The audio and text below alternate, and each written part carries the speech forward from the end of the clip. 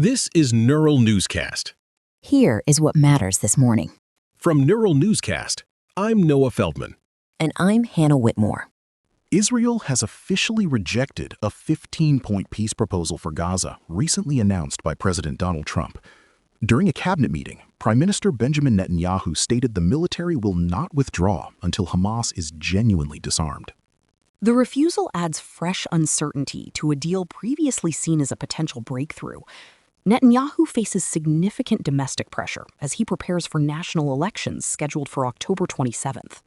Nearby, Iran says negotiations with Oman to manage the Strait of Hormuz are in their final stages, but it has issued strict new demands. Foreign Minister Abbas Araghchi insists the waterway will only reopen if the United States meets several conditions.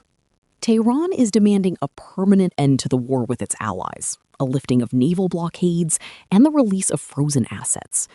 These diplomatic shifts coincide with Mohsen Rezai taking the top security post at the Supreme National Security Council.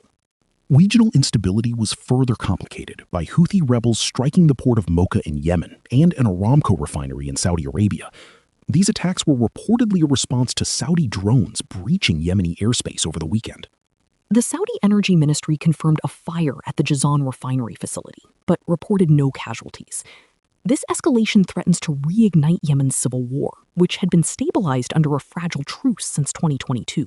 In response to the Houthi strikes, Yemen's military targeted rebel positions to prevent further attacks on strategic shipping routes and commercial ports. These developments continue to threaten labor markets and logistics stability throughout the Red Sea corridor. We will continue to track how Washington and other international mediators react to the rejection of the peace roadmap. While informal messaging continues through intermediaries, the path to a formal ceasefire remains highly contested. Turning now to Russia, at least 13 people were killed in a Ukrainian drone strike on the city of Nizhny-Kamsk in the Republic of Tatarstan. The attack targeted the Tenevo oil refinery, which is located more than 1,100 kilometers from the border. Russian authorities reported that one child was among the dead and 75 others were injured during the multi-hour raid. This operation is part of a broader strategy to disrupt infrastructure that provides revenue for Moscow's military efforts. Images from the scene showed large plumes of smoke rising over the industrial facility, while air raid sirens sounded.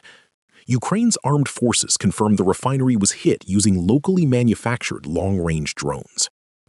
This strike marks one of the deadliest single attacks on Russian soil since the start of the full-scale invasion. In response, Moscow claimed to have intercepted more than 450 drones during the overnight operation. In other news, a surge of unidentified drone activity has raised security alarms across several NATO member states.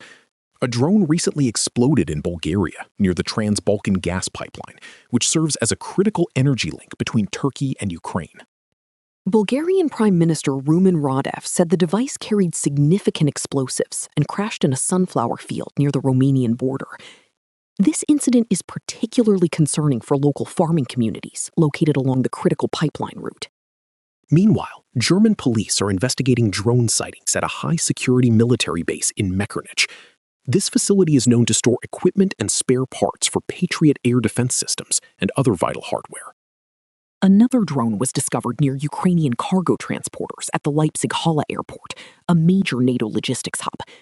European officials have expressed concern that these incursions could signal a new phase of regional escalation. Next, a former member of parliament in Thailand was arrested after allegedly shooting a local official in Nonthaburi province. Chalong Riao Rang reportedly called a live YouTube program to confess to the killing while the broadcast was ongoing. The victim, Thong Chai Yen Prasert, was a retired police colonel and the president of the Nonthaburi Provincial Administrative Organization. He died in the hospital from a neck wound, and his driver was also injured during the confrontation. During a press conference at the police station, Chalong claimed the shooting followed a personal dispute and was not intentional. He suggested the situation escalated when the victim's driver pointed a weapon at him first. The incident has reignited the national debate over gun control following a separate mass shooting earlier this week. Prime Minister Anutin Charnvirakul has since ordered tougher enforcement of firearm possession and carrying laws across the country. Here is what else we are watching. Bulgaria's foreign minister is scheduled to meet with the Ukrainian ambassador today, Monday. They intend to clarify the circumstances of the drone crash near the Kardam border crossing. The meeting follows Prime Minister Radev's confirmation that the drone was a military-grade device rather than a hobby craft. Authorities are now increasing border surveillance and redeploying troops to sensitive areas to detect future incursions.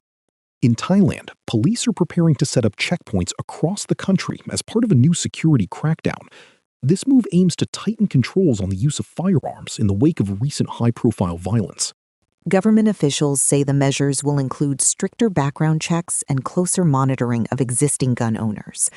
This policy shift reflects growing public demand for improved safety following the deaths of several public officials. Finally, a formal period of mourning has begun in Nizhnekamsk following the deadly strike on the Tenevo refinery. Local leaders expressed condolences to the families of the 13 victims as recovery efforts continue at the industrial site.